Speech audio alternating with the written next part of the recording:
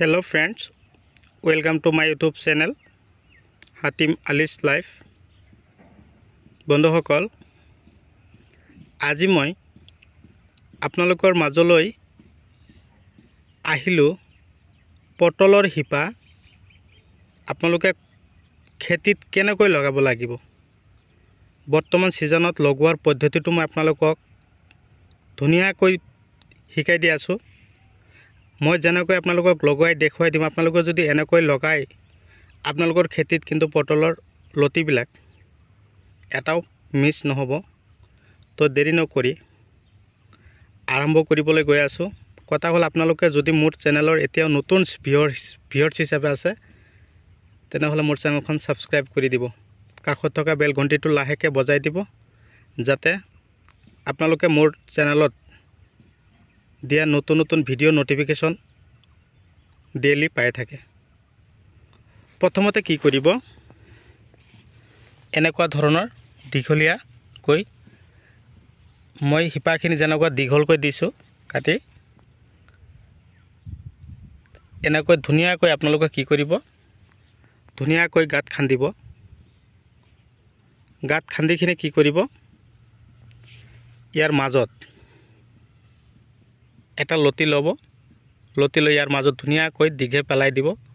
পেলাই দি ওপৰত এনেকৈ মাটি দি দিয়ক। মাটি যদি প্ৰথম অৱস্থাত খেতিত আপুনি যদি ৰস আছে আপোনাৰ বা পানীৰে মাটি ভিজাই লৈছে, এনেকৈ 3 ইঞ্চি তলত দি দিব। 3 ইঞ্চি তলত দি ওপৰত এনেকৈ ধুনীয়াকৈ মাটিৰে ঢাকি ৰাখিব। ইফালে 2 ইঞ্চি ইফালে 2 ইঞ্চি ওলাই ৰাখিব। দুয়োফালে দি গছ ওলাব।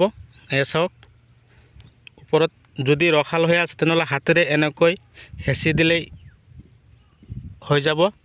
আৰু যদি মাটিৰ ৰস অলপ কম আছে তেনেহলে ভৰিৰে ধুনীয়াকৈ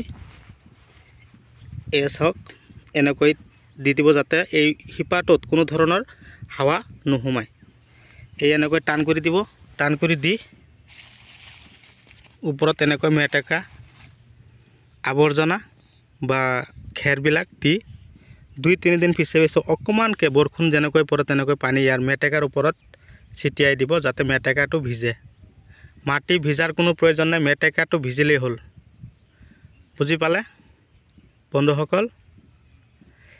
আপোনালোকে এই পদ্ধতিত যদি অৱলম্বন কৰি আপোনালোকে পটলৰ লতিবিলাক লগাব পাৰে বৰ্তমান সিজনত, ধৰক অলপ কেইদিন যোৱাৰ পিছতে বৰষুণ পৰিবলৈ আৰম্ভ হোৱাৰ লগে লগেই পটলৰ লতিবিলাক কি হ'ব, বৰষুণৰ পাগল হ'ল পটল।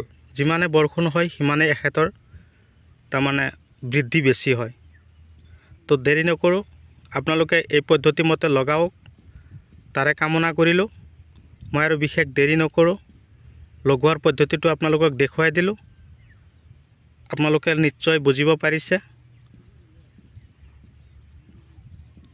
মই আৰু আপোনালোকৰ মাজত যিখিনি কথা কৈছোঁ অকণমান মনোযোগী হৈ শুনি আপোনালোকে লগাওক, তাৰে কামনা। আজিৰ ভিডিঅ' এইখিনিতে সমাপ্ত মাৰিছোঁ। ধন্যবাদ।